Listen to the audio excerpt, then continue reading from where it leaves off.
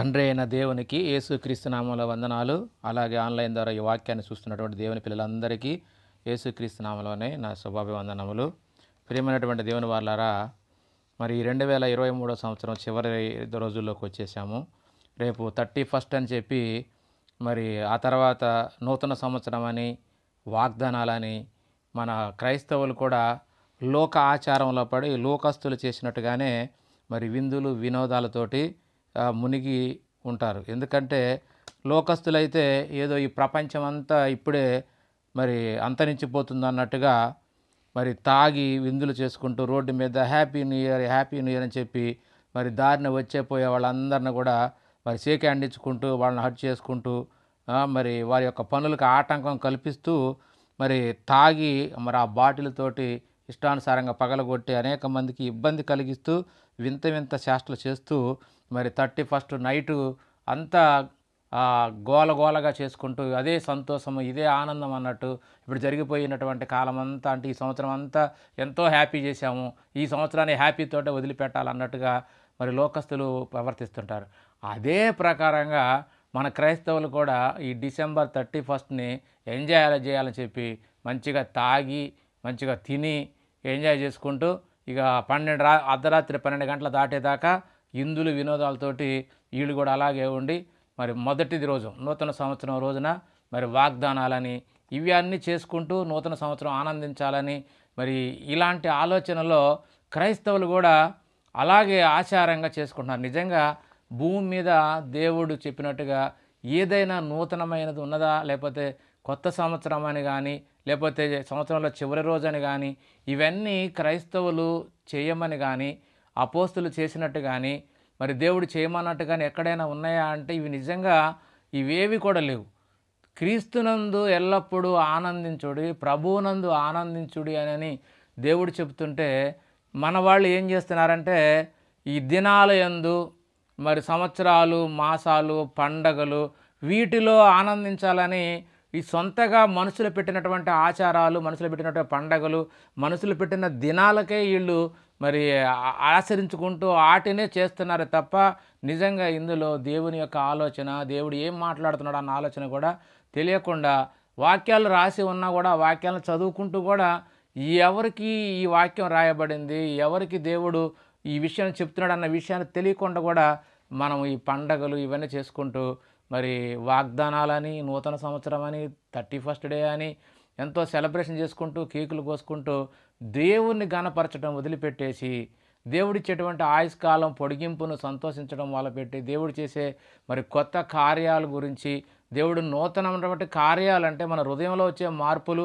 మన యొక్క ప్రవర్తన వీటి గురించి ఆలోచించకుండా భౌతిక సంబంధమైనటువంటి ఆలోచనలోనే మనందరూ వెళుతున్నట్టుగా కనపడుతుంది. కాబట్టి ప్రియమైన దేవుని వాళ్ళారా, నిజంగా దేవుడు ఏది నూతనం చేస్తానన్నాడు, ఏది మనకు కొత్త జీవితాన్ని ఇస్తానన్నాడు, అవన్నీ మనం లేఖనాలు బట్టి చూసినప్పుడు నిజంగా వాగ్దానాలు ఎవరికి, నూతనంగా ఏ కార్యాలు చేస్తానన్నాడు, నిజంగా ఈ దినాలను మనం చేయొచ్చా అనేది మాత్రం మనం లేఖనాల నుంచి చూద్దాము. కీర్తనకారుడు ఒక మాట చెలవిచ్చాడు. కీర్తన గ్రంథం 65వ కీర్తన 11వ చరణంలో ఏమన్నాడంటే, సంవత్సరమును నీ దయా కిరీటము ధరింప చేసి ఉన్నావు, నీ జాడల సారము వెదజల్లుచున్నది అని ఇక్కడ మరి దేవుడు చలవిచ్చాడు కీర్తనకారుని ద్వారా. సంవత్సరమును నీ దయా కిరీటము ధరింప చేసి ఉన్నావు అంటే ఇంతకీ ఈ దయా కిరీటము ఎవరికి అనేది కనుక మనం ముందు వచనాలు కూడా ఆలోచించినట్లయితే బైబిల్లో ఉన్నది నీ జాడలంటే ఇదంతా ఎవరి గురించి అని కనుక మనం ముందు వచనాలు అన్నిటిని కనుక ధ్యానించినట్లయితే ఇది కేవలం భూమికి దేవుడు భూమిని ఆశీర్వదించినట్టుగా భూమికి సదును చేసి పదును పెట్టి వర్షాలు కురిపించి వీటన్నిటిని మరి దేవుడు ఆ భూమికి ఇచ్చి భూమిని మరి ఆశీర్వదించినట్టుగా మనకి లేఖనాలు చూస్తే అర్థమవుతుంది. అంతకన్నా ముందు వచ్చిన 10వ చరణం కూడా చదివినట్లయితే ఏముందంటే, దాని దుక్కులను విస్తారమైన నీళ్లతో తడిపి దాని గనిమలను చదును చేయుచున్నావు, వాన జల్లుల చేత దానిని పదును చేయుచున్నావు, అది మొలకెత్తగా నీవు దాన్ని ఆశీర్వదించుచున్నావు అని ఇక్కడ భూమి గురించి మాట్లాడుతున్నాడు.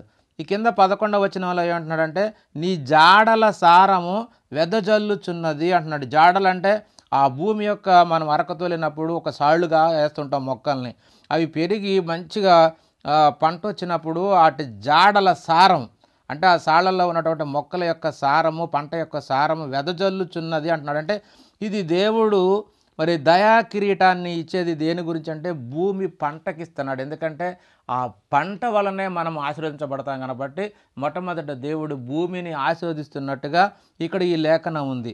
దీన్ని బట్టి ఇది మన సంవత్సరాల పొడిగింపు, మన జీవిత కాలము, మన ఆయుష్ కాలం పెంచుతున్నట్టుగా దయా కిరీటం ఇస్తుందని చెప్పి మనోళ్ళు ప్రసంగాలు చేస్తూ ఉంటారు. నిజంగా ప్రియమైనటువంటి దేవుని వాళ్ళారా, ఇక్కడ విషయాలన్నీ కూడా మనం చూసినట్లయితే దేవుడు ఆశీర్వదిస్తుంది మనకి ఇస్తానన్నది ఏంటంటే మరి మనం ఆశీర్వదించబడాలంటే మనకి భూమి పండాలి, భూమి పంట రావాలి, మన సంపద పెరగాలి. ఇవన్నీ రావాలంటే ఖచ్చితంగా దేవుడు వానలు కురిపించాలి, ఋతువులు రావాలి. ఈ సంవత్సరాలు ఇవన్నిటిని కూడా ఆయన ఇస్తున్నప్పుడు ప్రతి సంవత్సరం నూతనంగా మన యొక్క జీవితాన్ని మార్చాలి అంటే ఖచ్చితంగా ఆయన యొక్క కార్యం జరగాలి, ఆయన సొంత కార్యాలు జరగాలి. దేవుడు ఆశీర్వదిస్తే, భూమిని ఆశీర్వదిస్తే ఆ భూమి నుంచి వచ్చేటువంటి పంట సంపద అంతా మనకిస్తే తప్ప మన వల్ల ఏది కాదు, మొత్తం దేవుడే చేయాలి. ఆ విషయాలు మనం తెలియకుండా మరి ఈ విధంగా సెలబ్రేషన్ చేసుకుంటున్నామంటే అది నిజంగా దేవునికి అది ఇష్టమైన కార్యం కాదని మనకు లేఖనాన్ని బట్టి చూస్తే అర్థమవుతుంది. కాబట్టి నిజంగా దేవుడు మరి దయా కిరీటాన్ని ఎవరికి ఇస్తానన్నాడు? భూమికి ఇస్తానన్నాడు. ఆ సంగతిని మనం కొన్ని చూసినప్పుడు కొన్ని లేఖనాల నుంచి మనం చూద్దాం. హబక్కూ గ్రంథము 3వ అధ్యాయము 2వ వచనం. యెహోవా నిన్ను గూర్చిన వార్త విని నేను భయపడుచున్నాను. యెహోవా సంవత్సరమును జరుగుచుండగా నీ కార్యము నూతనపరచుము. సంవత్సరము జరుగుచుండగా నీ కార్యము నూతనపరచుము అంటే నువ్వు చేసే పని ప్రతి సంవత్సరం మమ్మల్ని ఎదిగించడంలో లేదా మమ్మల్ని కాపాడే విషయంలో కొత్తగా మా పట్ల చేసేటువంటి నీ నూతన కార్యం అంటే దేవుని కార్యాలు నూతనంగా ఉండాలి, కొత్తగా ఉండాలి. మన జీవితంలో ప్రతి సంవత్సరము కొత్త విధానంలో దేవుని అనుసరిస్తూ ఎక్కువగా దేవునిలో ఉండాలన్న ఉద్దేశమే తప్ప నిజంగా నూతనమైన సంవత్సరం అంటే రోజులకి నూతనమైంది అనేది లేదు. ఎందుకంటే భూమి పుట్టిన దగ్గర నుంచి కూడా భూమి ఒకేలాగుంది, అది స్థిరపరిచాడు కదా, అంతే. అది ఎప్పుడు రోజులు మారవు. కాకపోతే రోజులు గడిచేటప్పుడు మన కార్యాలు, మనం చేసేటువంటి పనులు మారాలి. అవి దేవునికి ఎంతో ఇష్టంగా ఉండాలి, దేవుడు మన పట్ల ఎంతో ఇష్టంగా ఆయన కార్యాలు జరిగించాలన్న విషయాన్నే ఇక్కడ చెబుతున్నాడు తప్ప మనిషి నిజంగా మరి ప్రతి దినము కూడా నూతన పరచబడవలసింది మన ఆలోచనే తప్ప దినాలకు ఆలోచన లేదు, దినాలను మరి ప్రత్యేకత ఏమీ లేదు అన్న సంగతి మనకు అర్థం కావాలి. ఇంకా ఏమంటున్నాడు? సంవత్సరము జరుగుచుండగా దానిని తెలియజేయము, మరి కోపించుచునే వాత్సల్యమును జ్ఞాపకమునకు తెచ్చుకునమంటే మన పట్ల ఆ దేవునికి ప్రేమ, వాత్సల్యత, మరి ఆయన మన పట్ల చేస్తున్నటువంటి దీవెనలు, కార్యాలు ఇవన్నిటిని కూడా ఎప్పటికప్పుడు నూతన పరచమని చెప్పి ఇక్కడ మరి ప్రవక్త గారు చెప్తున్నాడు. కానీ నిజంగా దేవుడు మనం ఉండేటువంటి మన జీవితకాలంలో వచ్చేటువంటి సంవత్సరాలు, దినాల గురించి కాదు. దినాలలో నూతనత్వం అనేది ఏమీ లేదన్న సంగతి మనం ఆ లేఖనాన్ని బట్టి మనకు అర్థమవుతుంది. ఇంకా ఏమంటున్నాడంటే ఏబు గారు కూడా ఏమంటున్నాడంటే ఒక మాట చూద్దాం. ఏబు గ్రంథం 36వ అధ్యాయం 11వ వచనం. వారు ఆలకించి ఆయనను సేవించిన ఎడల తమ దినములను శ్రేష్టమును తమ సంవత్సరములు సుఖముగాను. ఎవరైనా కానీ దేవుని మాటలు మరి విని ఆయనను సేవించిన ఎడల తమ దినములను క్షేమముగాను తమ సంవత్సరములను సుఖముగాను వెళ్ళబుచ్చెదరు అన్న సంగతిని కూడా దేవుడు ఇక్కడ ఏబు గారి ద్వారా తెలియజేశాడు. కాబట్టి మరి మనం ఆయన్ని వదిలేసి ఇష్టానుసారంగా తిరిగితే, మరి విశ్వాసం లేకుండా కనుక మన ఇష్టానుసారంగా కనుక మనం ఉన్నట్లయితే మరి దేవుడు మరి చేసేటువంటి కార్యాలు మన పట్ల మరి ఎంతో ఉపయోగకరంగా లేకుండా ఉంటాయి. అదే ఆయన పట్ల విశ్వాసంతో ఉండి కనుక మనం ఆయన దగ్గరకు వచ్చినట్లయితే మనకి ఇంకా ఆయన కార్యాలు మన పట్ల ఎంతో చక్కగా ఉంటాయని చెప్పి మరి ఇర్మియా గారు కూడా ఒక మాట రాశాడు. ఆ మాట కూడా చూద్దాము. ఇర్మియా గ్రంథము 31వ అధ్యాయము 22వ వచనం. నీవు ఎన్నాళ్ళు ఇటు అటు తిరుగుదువు, విశ్వాసఘాతుకురాలా యెహోవా నీ దేశములో నూతనమైన కార్యము జరిగించుచున్నాడు. స్త్రీ పురుషుని ఆవరించును అంటున్నాడు. అంటే ఆవరించును అనే దానికి సరైనటువంటి అర్థము ఆదరించును అనే మాట ఇక్కడ బాగుంటుంది. ఆవరించును అన్నాడు. కాబట్టి స్త్రీ కూడా ఆదరణగా మనకు ఉంటుందన్న సంగతిని ఇక్కడ ఇక్కడ దేవుడు చెలవిస్తున్నాడు. నూతనమైన కార్యము అంటే కొత్త విషయాలు మన పట్ల నెరవేరుతాయి అన్న సంగతిని దేవుడు ఇక్కడ తెలియజేస్తున్నాడు. కాబట్టి దేవుడు చేసే ప్రతి పని కూడా అది కొత్తదనంగా ఉంటుంది అన్న సంగతి మనకి లేఖనాన్ని బట్టి అర్థమవుతుంది. కానీ దినానికి, సంవత్సరానికి, మాసానికి మాత్రం వాటికి మాత్రం కొత్త దినము ఉండదు. ఇంకా ఏమంటున్నాడంటే ముందుగా యోవేలు గ్రంథము 2వ అధ్యాయం 25వ వచనం కూడా చదువుదాం. మీరు కడుపార తిని తృప్తి పొంది మీ కొరకు వింత కార్యములను జరిగించిన మీ దేవుడైన యెహోవా నామమును స్తుతించున్నట్లు నేను పంపిన మిడతలను, గొంగలి పురుగులను, పసర పురుగులను, చీడ పురుగులను అను నా మహాసైన్యము తినివేసిన సంవత్సరముల పంట మీకు మరలా ఇత్తును అంటున్నాడు. సంవత్సరముల పంట అంటే ఆయనకి ఇష్టం లేకుండా ఇష్టానుసారంగా తిరిగిన కాలంలో, ఆయన లెక్క చేయకుండా తిరిగిన కాలంలో మన పంటల మీద పసర పురుగులు, గొంగలి పురుగులు, మరి ఈ పురుగులన్నిటిని కూడా, చీడ పురుగులన్నిటిని కూడా దేవుడే పంపించి మన పంటనంతని తినేటట్టుగా చేశాడు. కాబట్టి మనము గనక ఆయన్ని అంగీకరించి ఆయన ఇష్ట ప్రకారంగా జీవించినట్లయితే, దేవుడు బతకమన్న విధంగా ఆయన కట్టలను ఆచరించి ఆయన చెప్పిన విధంగా బతికినట్లయితే మరలా ఆ పురుగులన్నీ తినివేసినటువంటి సంవత్సరముల పంటంతా మరలా మీకు ఇత్తును అనే మాట ఇక్కడ మరి యోవేలు గారి ద్వారా తెలియజేశాడు.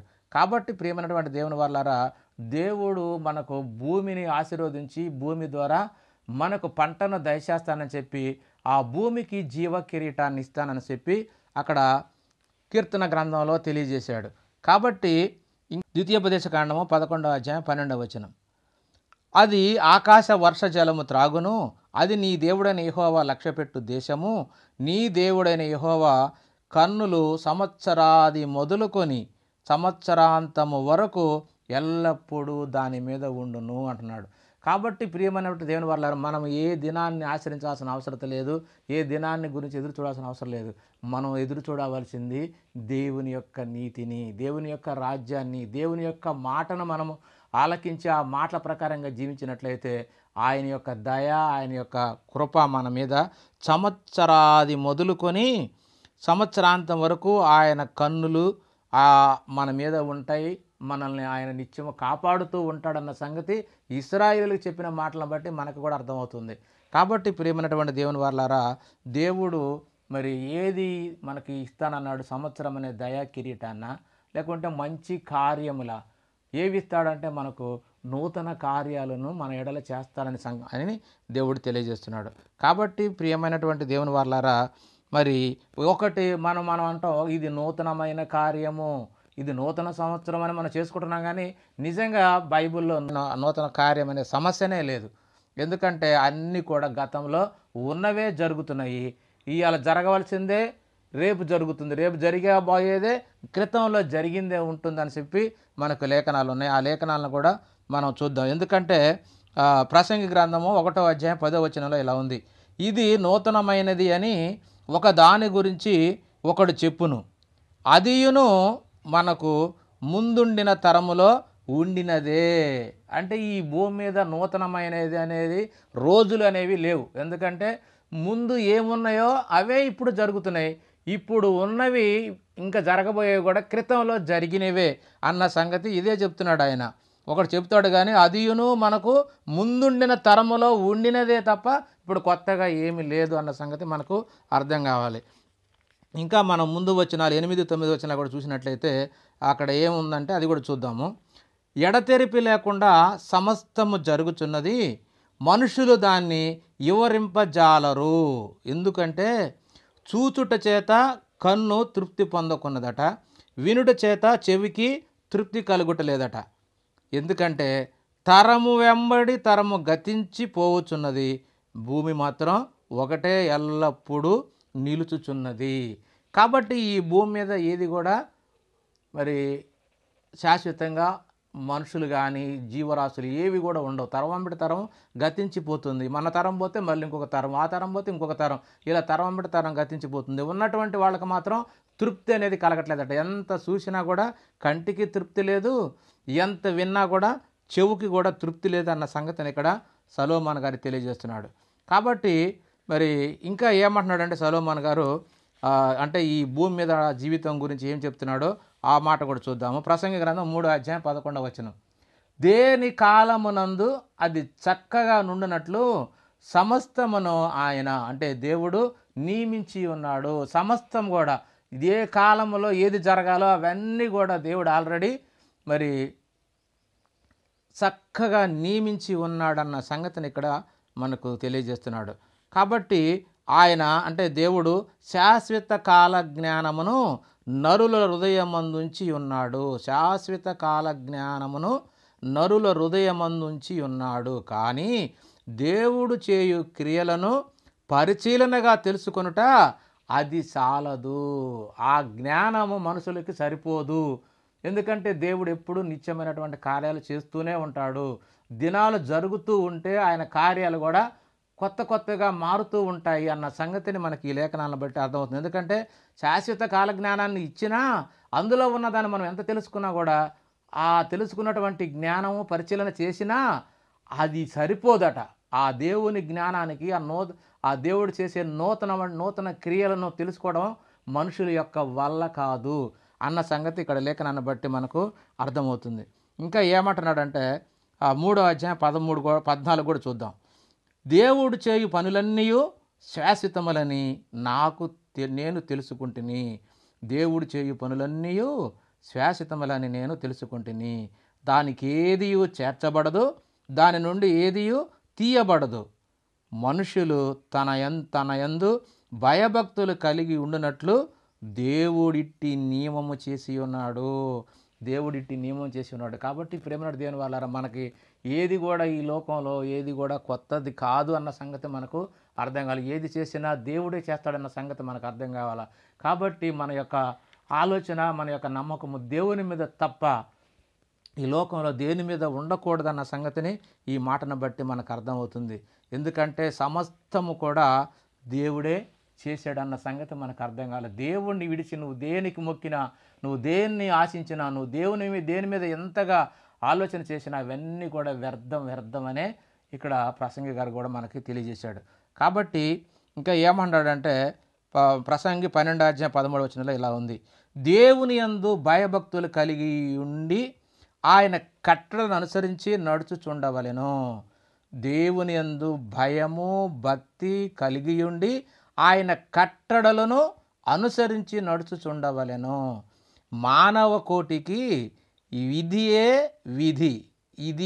విధి అంటున్నాడు. అంటే మనం చేయవలసిందంటే ఆయన ఆజ్ఞలను, ఆయన కట్టడలను, ఆయన మాటలను విని ఆయనను భయభక్తులతో సేవించటం. ఇదే మానవ కోటికి విధి అన్న సంగతిని చెప్తున్నాడు తప్ప ఈ లోకంలో రోజులను, దినాలను చూసి, సంవత్సరాలను చూసి నువ్వెంతగా ఆనందించి అనవసరంగా మరి లేనిపోయినటువంటి పండగలనే ఉత్సాహంలో ఎంతోమందికి మనము బాధ కలిగిస్తూ ఉంటున్నాం. నిజంగా అది చేయకూడదన్న సంగతి మనకు ఈ లేఖనాన్ని బట్టి అర్థమవుతుంది. కాబట్టి భూమి మీద నూతనమైనదంటూ ఏదీ లేదు. నూతన సంవత్సరము లేదు, నూతనటువంటి ఏది కూడా లేదు. మనుషులు పుట్టించింది, మనుషులు చేసినటువంటి దినాలు, వారాలు ఇవన్నీ కూడా మనిషి యొక్క కాలగమనాన్ని లెక్కించడానికే తప్ప లేఖనాల ప్రకారముగా దినాలలో కొత్తదనం అంటూ ఏదీ లేదు. నిన్న ఏమి జరిగిందో ఇవాళ అదే జరుగుతుంది, ఇవాళ ఏమి జరిగిందో రేపు కూడా అదే జరుగుతుంది. కార్యాలు మారతాయి కానీ దినములో సూర్యచంద్రుడి యొక్క గమనాలు మాత్రం మారవు. కాబట్టి ఈరోజు 31st డే సెలబ్రేషన్ చేసుకుందాం, రేపు January 1st సెలబ్రేషన్ చేసుకుందామని మనుషులు పెట్టుకున్నటువంటి సిద్ధాంతాలే తప్ప ఆ రోజైనా ఈ రోజైనా ఒక్కటే. అందుకనే దేవుడు అన్నిటిని కూడా ఏం చేశాడట, స్థిరపరిచి ఉంచాడు. ఎందుకంటే ఏది కూడా దేవుని యొక్క ఆలోచన లేకుండా ఏది ఉండదు. అవన్నిటిని కూడా దేవుడు మరి అన్నిటిని చక్కగా ఎడమర్చి చెప్పాడట. ఏంటంటే మనం ఇందా చదువుకున్నాం కదా, దేని కాలమునందు అది చక్కగా ఉండునట్లు సమస్తమును దేవుడు నియమించి ఉన్నాడు. ఇక ప్రత్యేకంగా కొత్తది అనేది ఏమీ లేదన్న సంగతి మనకు అర్థం కావాలి.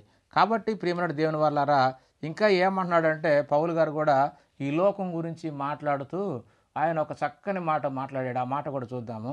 తిమోతికి రాసిన మొదటి పత్రిక 6వ అధ్యాయం 7వ వచనం. మనం ఈ లోకంలోనికి ఏమీ తేలేదు, దాని నుండి ఏమీ తీసుకొని పోలేము. కాగా అన్న వస్త్రములు గలవారమై ఉండి వాటితో తృప్తి పొంది ఉందము అంటున్నాడు ఇక్కడ. ఈ లోకంలో ఏది కూడా గొప్పది లేదు, ఏది కూడా ఆనందించాల్సినటువంటి ఆ విషయం లేదు. కానీ మనిషి దేని యందు తృప్తి కలిగి ఉండాలన్న సంగతిని ఇక్కడ పౌలు గారు తెలియజేశాడు. ఎందుకంటే ఈ లోకంలోనికి మనం ఏది తేలేదు, ఈ లోకంలో నుంచి మనం ఏది కూడా తీసుకొని పోలేము. కాబట్టి అన్న వస్త్రములు గలవారమై ఉండి వాటి యందు తృప్తి పొంది ఉందుము అంటున్నాడు. ఎందుకంటే దేవుడు మొదట్లోనే క్రైస్తవులకు చెప్పినటువంటి మాట ఏంటంటే పౌలు గారి ద్వారా ఫిలిప్పీయులకు రాసిన పత్రిక 4వ అధ్యాయము 4వ వచనంలో ఏమన్నాడంటే ఒక దినం అనేది కాదు, ఒక నెలని కాదు, ఒక సంవత్సరం అని కాదు, ప్రతి దినము ప్రభువునందు ఆనందించుడి. అంటే ఎల్లప్పుడూ ప్రభువునందు ఆనందించుడి.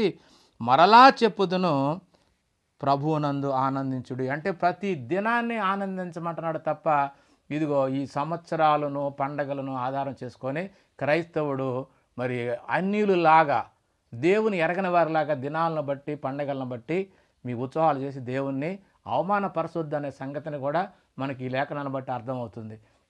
అందుకనే పౌలు గారు కూడా మరి ఆయన గలతీయులకు రాసిన పత్రికలో ఒక మాట సెలవిచ్చాడు. ఏమిటంటే గలతీయులకు రాసిన పత్రిక 4వ అధ్యాయం 10వ వచనం. మీరు దినములను, మాసములను, ఉత్సవ కాలములను, సంవత్సరములను ఆచరించుచున్నారు.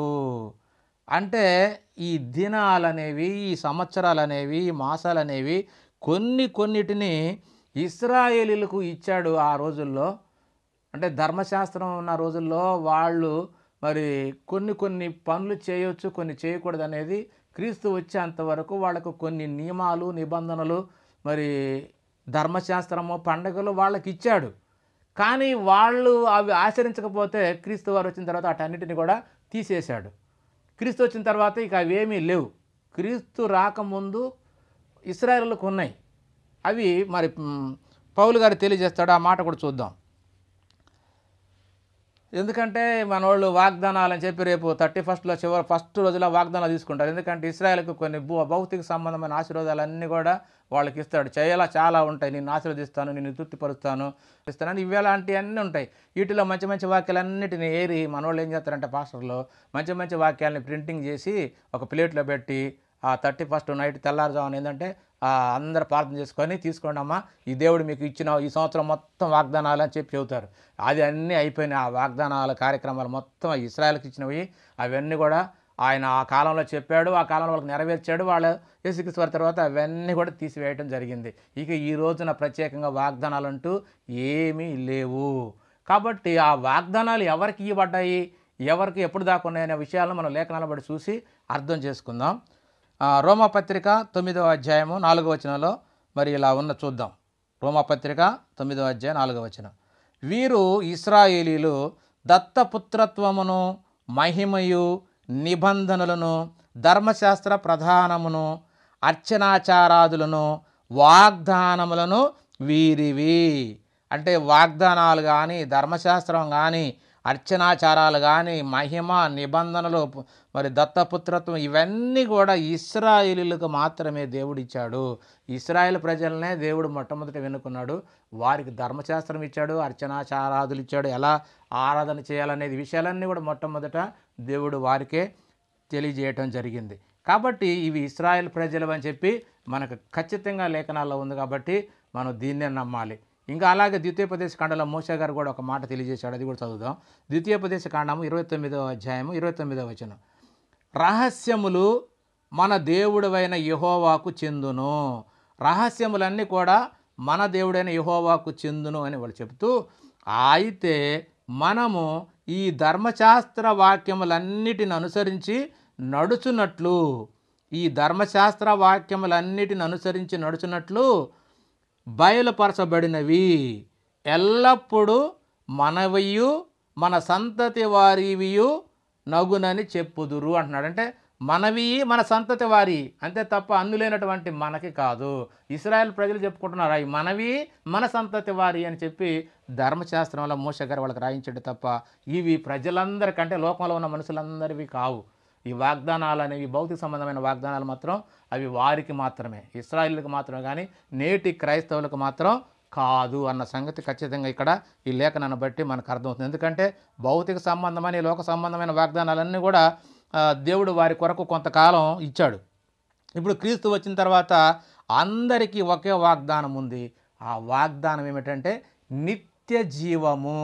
నిత్య జీవం అనే వాగ్దానమే ఇప్పుడు ఉంది తప్ప ప్రత్యేకమైన వాగ్దానాలు ఈ రోజున మరి పాస్టర్లు గారు పొద్దున్నే ఉదయాన్నే మరి కొన్ని సొంతగా వీళ్ళకి నచ్చినవి మంచి మంచి వాక్యాలను తీసుకొని ప్రింటింగ్ చేసి చిన్న సిప్పుల్లాగా ఒక్కొక్క వాక్యాన్ని అట్లా ప్లేట్లో పెట్టి వాళ్ళు కళ్ళు మూసుకొని ఇట్లా తీసుకుంటారు అనమాట.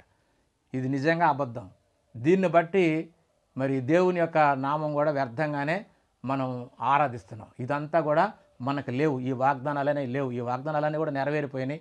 ఇప్పుడు నెరవేరవలసింది ఒకటి, నీవు జీవితాంతం నువ్వు చనిపోయేంతవరకు క్రీస్తునందు విశ్వాసం కలిగి ఉండి ప్రేమ, దయ, కరుణ, జాలి కలిగి ఉండి యేసుక్రీస్తులాగా ఈ లోకంలో జీవిస్తే యేసుక్రీస్తు ద్వారా నీకు నిత్య జీవము, అదే పరలోక పట్టణము, అది నీకు వాగ్దానం చేయబడింది. ఆ వాగ్దానం మనం లేఖనాలను బట్టి మనం చూద్దాము.